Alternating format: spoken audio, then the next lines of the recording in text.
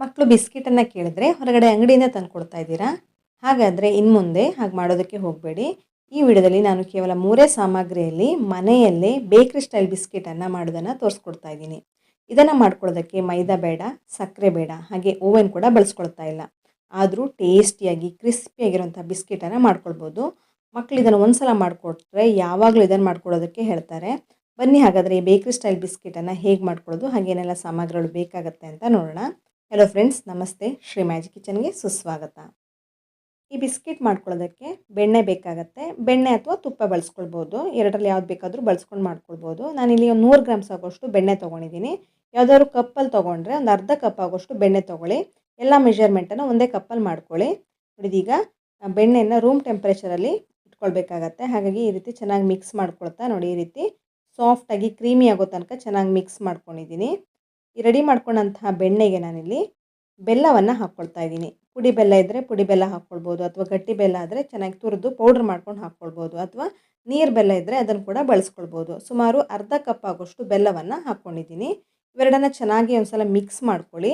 ಎರಡು ಚೆನ್ನಾಗಿ ಮಿಕ್ಸ್ ಆದ ನಂತರ ಈ ರೀತಿ ಒಂದು ಹ್ಯಾಂಡ್ ವಿಸ್ಕರ್ ಇದ್ದರೆ ಅದರಲ್ಲಿ ಚೆನ್ನಾಗಿ ಬೀಟ್ ಮಾಡ್ಕೊಳ್ಬೇಕಾಗತ್ತೆ, ಅಥವಾ ಮಿಷನ್ ಇದ್ದರೆ ಅದನ್ನು ಕೂಡ ಬಳಸ್ಕೊಳ್ಬೋದು. ಚೆನ್ನಾಗಿ ಇದನ್ನು ಮಿಕ್ಸ್ ಮಾಡ್ಕೊಳ್ಬೇಕು. ಚೆನ್ನಾಗಿ ಮಿಕ್ಸ್ ಆಗ್ತಾ ಇದ್ದ ಹಾಗೆ ಇದು ಕ್ರೀಮಿ ರೀತಿ ಆಗುತ್ತೆ. ಹಾಗೆ ಒಂದೇ ಕಡೆ ನಿಲ್ಲೋದಕ್ಕೆ ಸ್ಟಾರ್ಟ್ ಆಗುತ್ತೆ, ಅಂದರೆ ಇದು ಎತ್ತಿ ಬಿಟ್ಟರೆ ಕೆಳಗೆ ಬೀಳಲ್ಲ, ಆ ರೀತಿ ಚೆನ್ನಾಗಿ ಇದನ್ನು ಮಿಕ್ಸ್ ಮಾಡ್ಕೊಳ್ಬೇಕಾಗತ್ತೆ. ನೋಡಿ, ಈ ರೀತಿ ಮಿಕ್ಸ್ ಮಾಡ್ಕೊಳ್ಳೋದಕ್ಕೆ ಸ್ವಲ್ಪ ಟೈಮ್ ತೊಗೊಳುತ್ತೆ. ಕಲರ್ ಕೂಡ ಚೇಂಜ್ ಆಗಿದೆ ನೋಡಿ ಈ ಹಂತದಲ್ಲಿ.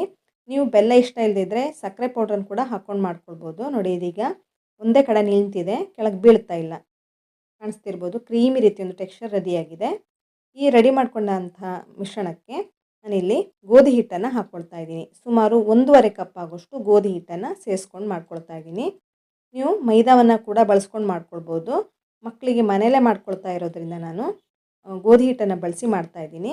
ಗೋಧಿ ಹಿಟ್ಟನ್ನು ಹಾಕಿಬಿಟ್ಟು ಚೆನ್ನಾಗಿ ಮಿಕ್ಸ್ ಮಾಡ್ಕೊಳ್ಬೇಕಾಗತ್ತೆ. ಈ ರೀತಿ ಚೆನ್ನಾಗಿ ಮಿಕ್ಸ್ ಮಾಡ್ಕೊಳ್ಳಿ. ಇದನ್ನು ಮಿಕ್ಸ್ ಮಾಡ್ಕೊಳ್ತಾ ಇರುವಾಗ ತುಂಬ ಡ್ರೈ ಅನಿಸಿದ್ರೆ ನೀವು ಬೇಕಾದರೆ ಒಂದು 2 ಟೇಬಲ್ ಸ್ಪೂನ್ ಹಾಲನ್ನು ಹಾಕ್ಕೊಳ್ಬೋದು. ಹಾಲು ಅಥವಾ ನೀರನ್ನು ಕೂಡ ಸೇರಿಸ್ಕೊಳ್ಬೋದು.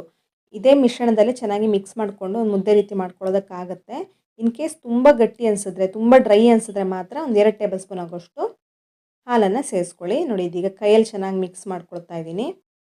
ತುಂಬ ಗಟ್ಟಿಗೂ ಅಲ್ಲ, ತುಂಬ ಸಾಫ್ಟು ಅಲ್ಲ, ಆ ರೀತಿ ಚೆನ್ನಾಗಿ ಮಿಕ್ಸ್ ಮಾಡಿಕೊಂಡು ಒಂದು ಮುದ್ದೆ ರೀತಿ ರೆಡಿ ಮಾಡ್ಕೊಳ್ಬೇಕಾಗತ್ತೆ. ತುಂಬ ಹಾಲನ್ನು ಅಥವಾ ನೀರನ್ನು ಹಾಕ್ಕೊಳ್ಳೋದಕ್ಕೆ ಹೋಗಬೇಡಿ, ತುಂಬ ಡ್ರೈ ಅನಿಸಿದ್ರೆ. ನೋಡಿ, ಈ ರೀತಿ ಚೆನ್ನಾಗಿ ಒಂದು ಮುದ್ದೆ ಆದರೆ ಸಾಕು. ತುಂಬ ಗಟ್ಟಿಗೆ ಮಾಡ್ಕೊಳ್ಳೋದಕ್ಕೆ ಹೋಗಬೇಡಿ, ಅಥವಾ ತುಂಬ ನೀರು ಮಾಡ್ಕೊಳ್ಳೋದಕ್ಕೂ ಹೋಗಬೇಡಿ. ನೋಡಿ, ಮುಟ್ಟು ನೋಡಿದ್ರೆ ಗೊತ್ತಾಗ್ತಾ ಇದೆ ನಿಮಗೆ, ಪರ್ಫೆಕ್ಟಾಗಿ ರೆಡಿಯಾಗಿದೆ ಈ ಮಿಶ್ರಣ ಅನ್ನೋದು. ಕೈಗಂಟ್ತಾ ಇಲ್ಲ, ಪರ್ಫೆಕ್ಟಾಗಿ ಒಂದು ಮಿಶ್ರಣ ರೆಡಿಯಾಗಿದೆ. ಇದರಲ್ಲಿ ಈಗ ಒಂದು ಅರ್ಧ ಪೋರ್ಷನನ್ನು ತೆಗೆದಿಟ್ಕೊಳ್ತಾ ಇದ್ದೀನಿ. ನೀವು ಇದೇ ಮಿಶ್ರಣದಲ್ಲಿ 2 ರೀತಿ ಬಿಸ್ಕಿಟನ್ನು ಮಾಡ್ಕೊಳ್ಬೋದು. ಅದನ್ನು ಇವಾಗ ತೋರಿಸ್ಕೊಡ್ತಾ ಇದ್ದೀನಿ ನಾನು. ಈಗ ಅರ್ಧ ತೆಗೆದಿಟ್ಕೊಂಡಿದ್ದೀನಲ್ಲ, ಇನ್ನೊಂದು ಅರ್ಧಕ್ಕೆ ನಾನು ಚೋಕೋ ಚಿಪ್ಸನ್ನು ಹಾಕ್ಕೊಳ್ತಾ ಇದ್ದೀನಿ. ಈ ರೀತಿ ಬೇಕಾದರೂ ಮಾಡ್ಕೊಳ್ಬೋದು ನಿಮಗೆ ಇಷ್ಟ ಇದ್ದರೆ. ಇದನ್ನು ಕೂಡ ಹಾಗೆ ಚೆನ್ನಾಗಿ ಮಿಕ್ಸ್ ಮಾಡಿಕೊಂಡು ಒಂದು ಮುದ್ದೆ ರೀತಿ ಮಾಡಿಕೊಂಡು ರೆಡಿ ಮಾಡ್ಕೊಳ್ಳಿ. ಮಕ್ಕಳಂತೂ ತುಂಬ ಇಷ್ಟಪಡ್ತಾರೆ ಈ ರೀತಿ ಬಿಸ್ಕಿಟ್ ಎಲ್ಲ ಮಾಡಿಕೊಟ್ರೆ ಮನೆಯಲ್ಲೇ. ಯಾವಾಗಲೂ ಇದನ್ನು ಮಾಡಿಕೊಡೋದಕ್ಕೆ ಹೇಳ್ತಾರೆ, ಅಷ್ಟು ಚೆನ್ನಾಗಿ ಬರುತ್ತೆ ಇದು. ನೋಡಿ, ಈಗ ಇನ್ನೊಂದು ಅರ್ಧ ತೆಗೆದಿಟ್ಕೊಂಡಿದ್ದೀನಲ್ಲ, ಅದರಲ್ಲಿ ಕೂಡ ಚಿಕ್ಕ ಚಿಕ್ಕ ಉಂಡೆಗಳನ್ನಾಗಿ ಮಾಡ್ಕೊಳ್ತಾ ಇದ್ದೀನಿ. ಇದು ಪ್ಲೈನಾಗಿ ಮಾಡ್ಕೊಳ್ತಾ ಇರೋದು, ನಾನೇನು ಮಿಕ್ಸ್ ಮಾಡ್ಕೊಂಡಿಲ್ಲ. ಚೋಕೋ ಚಿಪ್ಸ್ ಏನು ಮಿಕ್ಸ್ ಮಾಡ್ಕೊಂಡಿಲ್ಲ. ಚೋಕೋ ಚಿಪ್ಸ್ ಮಿಕ್ಸ್ ಮಾಡ್ಕೊಂಡು ಕೂಡ ಇದೇ ರೀತಿ ಮಾಡ್ಕೊಳ್ಬೇಕಾಗತ್ತೆ. ನೀವು ಚಿಕ್ಕ ಚಿಕ್ಕ ಉಂಡೆಗಳನ್ನಾಗಿ ಮಾಡಿಕೊಂಡು ಇದನ್ನು ಫ್ಲ್ಯಾಟ್ ಮಾಡ್ಕೊಳ್ಬೇಕಾಗತ್ತೆ. ಮೊದಲಿಗೆ ಎಲ್ಲವನ್ನು ಚಿಕ್ಕ ಚಿಕ್ಕ ಉಂಡೆಗಳನ್ನಾಗಿ ಮಾಡ್ಕೊಳ್ತಾ ಇದ್ದೀನಿ. ನಿಂಬೆಹಣ್ಣಿನಕ್ಕಿಂತಲೂ ಚಿಕ್ಕ ಗಾತ್ರದಲ್ಲೇ ರೆಡಿ ಮಾಡಿಕೊಂಡು ಈ ರೀತಿ ಬಿಸ್ಕಿಟನ್ನು ಮಾಡ್ಕೊಳ್ಬೋದು. ಆವಾಗಲೇ ತುಂಬ ಚೆನ್ನಾಗಿ ಬೇಕಾಗತ್ತೆ. ನೋಡಿ, ಇದೀಗ ಅಗಲ ಮಾಡ್ಕೊಳ್ತಾ ಇದ್ದೀನಿ. ಕೈಲಿ ಈ ರೀತಿ ಪ್ರೆಸ್ ಮಾಡಿಕೊಂಡ್ರೆ ನೀಟಾಗಿ ಅಗಲ ಆಗ್ತಾಯಿದೆ. ಹಾಗೆ ಒಂದು ಟೂತ್ ಪಿಕ್ ತೊಗೊಂಡು ಈ ರೀತಿ ಲೈನ್ಸ್ ಹಾಕ್ಕೊಳ್ತಾ ಇದ್ದೀನಿ. ತುಂಬ ಚೆನ್ನಾಗಿ ಬರುತ್ತೆ ಈ ರೀತಿ ಮಾಡಿಕೊಂಡ್ರೆ ಡಿಸೈನ್ ಕೂಡ. ನೋಡಿ, ಎಲ್ಲದಕ್ಕೂ ಇದೇ ರೀತಿ ಮಾಡ್ಕೊಳ್ತಾ ಇದ್ದೀನಿ. ನಾನು ತೊಗೊಂಡಂಥ ಒಂದು ಪ್ರಮಾಣದಲ್ಲಿ ಸುಮಾರು 20ರಿಂದ 25 ಬಿಸ್ಕಿಟನ್ನು ಮಾಡಿಕೊಡ್ಬೋದು ಮಕ್ಕಳಿಗೆ. ತುಂಬ ಇಷ್ಟಪಟ್ಟು ತಿಂತಾರೆ ಇದು. ಎಲ್ಲವನ್ನ ಈ ರೀತಿ ಅಗಲ ಮಾಡಿಕೊಂಡು ಲೈನ್ಸ್ ಹಾಕ್ಕೊಳ್ತಾ ಇದ್ದೀನಿ. ಇದನ್ನು ಬೇಕ್ ಮಾಡ್ಕೊಳ್ಳೋದಕ್ಕೆ ನಾನಿಲ್ಲಿ ಓವನನ್ನು ಬಳಸ್ತಾ ಇಲ್ಲ. ನಾನಿಲ್ಲಿ ಒಂದು ಪ್ಯಾನ್ ತೊಗೊಂಡಿದ್ದೀನಿ. ಇದರ ಮೇಲ್ಗಡೆ ಒಂದು ಬಟರ್ ಶೀಟನ್ನು ತೊಗೊಂಡು ಇಟ್ಕೊಂಡಿದ್ದೀನಿ. ಅದಕ್ಕೆ ಲೈಟಾಗಿ ಎಣ್ಣೆಯನ್ನು ಸೋರಿಟ್ಕೊಳ್ತಾ ಇದ್ದೀನಿ. ಎಲ್ಲವನ್ನು ಇಟ್ಕೊಳ್ತಾ ಇದ್ದೀನಿ. ಇದರ ಮೇಲ್ಗಡೆ ಬೇಕಾದರೆ ನೀವು ಡ್ರೈ ಫ್ರೂಟ್ಸನ್ನು ಕೂಡ ಹಾಕ್ಕೊಳ್ಬೋದು. ಹಾಗೆ ಪ್ಲೈನಾಗಿ ಮಾಡ್ತಿರಾದರೆ ಪ್ಲೈನಾಗಿಯೂ ಮಾಡ್ಕೊಡ್ಬೋದು. ಈ ರೀತಿ ಎಲ್ಲವನ್ನು ಅಗಲ ಮಾಡಿಕೊಂಡು ಲೈನ್ಸ್ ಹಾಕ್ಕೊಳ್ಳಿ. ಈ ರೀತಿ ಮಾಡ್ತಾ ಇರುವಾಗಲೂ ಕೂಡ ಹಾಕ್ಕೊಳ್ಬೋದು, ಅಥವಾ ಮೊದಲಿಗೆ ರೆಡಿ ಮಾಡ್ಕೊಂಡು ಇಟ್ಕೊಂಡು ಕೂಡ ಹಾಕ್ಕೊಳ್ಬೋದು. ಇದನ್ನು ರೆಡಿ ಮಾಡ್ಕೊಳ್ತಾ ಇರುವಾಗಲೇ ನೀವು ಗ್ಯಾಸ್ ಫ್ಲೇಮ್ ಮೇಲ್ಗಡೆ ಒಂದು ತವವನ್ನು ಇಟ್ಬಿಡಿ. ಅದನ್ನು ಪ್ರೀ ಹೀಟ್ ಆಗೋದಕ್ಕೆ ಇಡಬೇಕಾಗತ್ತೆ. ಒಂದು 10 ನಿಮಿಷ ಪ್ರೀ ಹೀಟ್ ಆಗಲಿ. ಅದು ಚೆನ್ನಾಗಿ ಪ್ರೀ ಹೀಟ್ ಆದ ನಂತರ ಇದನ್ನು ಇಟ್ಕೊಳ್ಬೋದು. ಈ ಪ್ಯಾನನ್ನು ಒಂದು 10 ನಿಮಿಷ ಆದರೂ ಪ್ರೀ ಹೀಟ್ ಆಗೋದಕ್ಕೆ ಇಡಬೇಕಾಗತ್ತೆ. ಗ್ಯಾಸ್ ಫ್ಲೇಮನ್ನು ಮೀಡಿಯಮ್ ಫ್ಲೇಮಲ್ಲೇ ಇಟ್ಕೊಂಡು ಪ್ರೀ ಹೀಟ್ ಮಾಡ್ಕೊಳ್ಳಿ. ನೋಡಿ, ಎಲ್ಲವನ್ನು ಇಟ್ಕೊಂಡಿದ್ದಾಗಿದೆ. ಈಗ ರೆಡಿ ಮಾಡ್ಕೊಂಡಂತಹ ಪ್ರೀ ಹೀಟ್ ಮಾಡ್ಕೊಂಡಂತಹ ಒಂದು ತವದ ಮೇಲ್ಗಡೆ ಈ ಪ್ಯಾನನ್ನು ಇಟ್ಕೊಳ್ತಾ ಇದ್ದೀನಿ. ಡೈರೆಕ್ಟಾಗಿ ಇಡೋದಕ್ಕೆ ಹೋಗಬೇಡಿ. ಮೇಲ್ಗಡೆ ಸ್ವಲ್ಪ ಡ್ರೈ ಫ್ರೂಟ್ಸನ್ನು ಕೂಡ ಹಾಕ್ಕೊಂಡಿದ್ದೀನಿ. ನಿಮ್ಗೆ ಇಷ್ಟ ಇದ್ದರೆ ಹಾಕ್ಕೊಳ್ಳಿ, ಇಲ್ಲಾಂದರೆ ಬೇಡ, ಸ್ಕಿಪ್ ಮಾಡ್ಕೊಳ್ಬೋದು. ಹಾಗೆ ನಾನು ಚೋಕೋ ಚಿಪ್ಸ್ ಆ್ಯಡ್ ಮಾಡ್ಕೊಂಡಿದ್ದೀನಲ್ಲ, ಅದನ್ನು ಕೂಡ ಹಾಗೆ ಇದೇ ರೀತಿ ಅಗಲ ಮಾಡ್ಕೊಳ್ಳಿ. ಮೇಲ್ಗಡೆ ಲೈನ್ಸ್ ಹಾಕ್ಕೊಳ್ಬೋದು, ಅಥವಾ ಇನ್ನೊಂದೆರಡು ಚೋಕೋ ಚಿಪ್ಸ್ ಇದರ ಮೇಲ್ಗಡೆ ಇಟ್ಕೊಂಡು ಕೂಡ ಡಿಸೈನ್ ಮಾಡ್ಕೊಳ್ಬೋದು.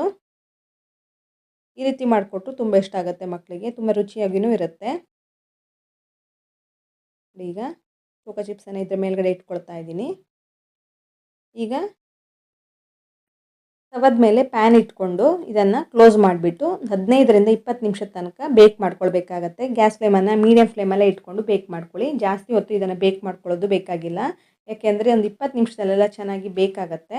ಒಂದು 20 ನಿಮಿಷ ಆಗಿದೆ, ಚೆನ್ನಾಗಿ ಬೇಕಾಗಿದೆ ಇದೀಗ. ನೋಡಿ, ಕಾಣಿಸ್ತಿರ್ಬೋದು. ನಾನು 2 ರೀತಿ ಮಾಡ್ಕೊಂಡಿದ್ದೀನಲ್ಲ, 2 ರೀತಿಯನ್ನು ನಾನು ಬೇಕ್ ಮಾಡ್ಕೊಂಡಿದ್ದೀನಿ. ನೋಡಿ, ಎರಡನ್ನೂ ಕೂಡ ಚೆನ್ನಾಗಿ ಬೇಕ್ ಮಾಡ್ಕೊಂಡಿದ್ದೀನಿ. ತುಂಬಾ ರುಚಿಯಾಗಿರುತ್ತೆ ಇದು. ನೋಡಿ, ಕಾಣಿಸ್ತಿರ್ಬೋದು, ಕ್ರಿಸ್ಪಿಯಾಗಿ ಬಂದಿದೆ, ಸಾಫ್ಟಾಗಿಲ್ಲ. ಇವಾಗ ಬಿಸಿ ಇದ್ದರೆ ಸ್ವಲ್ಪ ಸಾಫ್ಟ್ ಅನಿಸುತ್ತೆ, ಆದರೆ ಇದು ಕಂಪ್ಲೀಟಾಗಿ ತಣ್ಣಗಾದ ನಂತರ ಕ್ರಿಸ್ಪಿಯಾಗಿ ಬರುತ್ತೆ. ಬೇಕ್ರಿಲಿ ಯಾವ ರೀತಿ ಸಿಗುತ್ತೋ ಅದೇ ರೀತಿ ಮನೆಯಲ್ಲೇ ಮಾಡ್ಕೊಳ್ಬೋದು. ನೀವು 20 ನಿಮಿಷಕ್ಕಿಂತ ಜಾಸ್ತಿ ಹೊತ್ತು ಬೇಕ್ ಮಾಡಿಕೊಂಡ್ರೆ ಸ್ವಲ್ಪ ಹಾರ್ಡಾಗುತ್ತೆ. 20 ನಿಮಿಷ ಬೇಕ್ ಮಾಡಿಕೊಂಡ್ರೆ ಸಾಕು. ನೀವು ಗ್ಯಾಸ್ ಫ್ಲೇಮನ್ನು ಆಫ್ ಮಾಡ್ಕೊಳ್ಳುವಾಗ 20 ನಿಮಿಷದ ನಂತರ ಸ್ವಲ್ಪ ಸಾಫ್ಟ್ ಅನಿಸುತ್ತೆ, ಆದರೆ ಅದು ಕಂಪ್ಲೀಟಾಗಿ ತಣ್ಣಗಾದ ನಂತರ ಕ್ರಿಸ್ಪಿಯಾಗಿ ಬರುತ್ತೆ. ಅದನ್ನು ನೋಡಿಕೊಂಡು ನೀವು ಗ್ಯಾಸ್ ಫ್ಲೇಮನ್ನು ಆಫ್ ಮಾಡ್ಕೊಳ್ಳಿ. ನೋಡಿ, ಇದೀಗ ಎಲ್ಲವನ್ನು ಮಾಡಿ ಒಂದು ಪ್ಲೇಟಲ್ಲಿ ಇಟ್ಕೊಂಡಿದ್ದೀನಿ. ಇದನ್ನು ನೀವು ಒಂದು ಏರ್ ಟೈಟ್ ಕಂಟೈನರಲ್ಲಿ ಕ್ಲೋಸ್ ಮಾಡಿ ಒಂದು 15ರಿಂದ 20 ದಿವಸದ ತನಕ ಸ್ಟೋರ್ ಮಾಡಿ ಇಟ್ಕೊಳ್ಬೋದು. ತುಂಬಾ ಚೆನ್ನಾಗಿರುತ್ತೆ, ಜಾಸ್ತಿ ದಿವಸನೂ ಇಟ್ಕೊಳ್ಬೋದು, ಕೆಡಲ್ಲ ಇದು. ಕಾಣಿಸ್ತಿರ್ಬೋದು ಎಷ್ಟು ಚೆನ್ನಾಗಿ ಬಂದಿದೆ. ಬೇಕರಿಯಲ್ಲಿ ಯಾವ ರೀತಿ ಸಿಗುತ್ತೋ ಅದೇ ರೀತಿ ಮನೆಯಲ್ಲೇ ಸಿಂಪಲಾಗಿ ಕೇವಲ 3 ಸಾಮಗ್ರಿಯಲ್ಲಿ ಮಾಡಿ ತೋರಿಸಿದ್ದೀನಿ. ಇದಕ್ಕೆ ಮೈದಾ ಬಳಸ್ಕೊಂಡಿಲ್ಲ, ಸಕ್ಕರೆ ಬಳಸ್ಕೊಂಡಿಲ್ಲ, ಓವೆನ್ ಕೂಡ ಬೇಕಾಗಿಲ್ಲ. ಎಷ್ಟು ಚೆನ್ನಾಗಿ ಬರುತ್ತೆ ಅಂದರೆ ಒಂದು ಸಲ ತಿಂದರೆ ಪದೇ ಪದೇ ತಿನ್ಕೊಳ್ತಾ ಇರಬೇಕು ಅನ್ಸುತ್ತೆ, ಅಷ್ಟು ಚೆನ್ನಾಗಿರುತ್ತೆ ಇದು ರುಚಿ. ಇದನ್ನು ಈಗ ಒಂದು ಕಟ್ ಮಾಡಿ ತೋರಿಸ್ತಾ ಇದ್ದೀನಿ. ನೋಡಿ, ಎಷ್ಟು ಕ್ರಿಸ್ಪಿಯಾಗಿ ಬಂದಿದೆ. ಬೇಕರಿಯಲ್ಲಿ ಯಾವ ರೀತಿ ಸಿಗುತ್ತೋ ಅದೇ ರೀತಿ ಇರುತ್ತೆ ಇದು. ಒಂದ್ಸಲ ಇದನ್ನು ಟ್ರೈ ಮಾಡಿ ನೋಡಿ. ಹಾಗೆ ಹೇಗೆ ಬಂತು ಅಂತ ತಪ್ಪದೆ ಕಮೆಂಟ್ ಸೆಕ್ಷನಲ್ಲಿ ಕಮೆಂಟ್ ಮಾಡಿ ಹೇಳಿ. ಹಾಗೆ ನೀವು ಎಲ್ಲಿಂದ ಕಮೆಂಟ್ ಮಾಡ್ತಾ ಇದ್ದೀರಾ ಅಂತಲೂ ಮೆನ್ಷನ್ ಮಾಡಿ. ಇನ್ನಷ್ಟು ಸಿಂಪಲ್ ಆದ ಹೊಸದಾದಂತಹ ರೆಸಿಪಿಗಳೊಂದಿಗೆ ಸಿಗೋಣ. ಧನ್ಯವಾದ.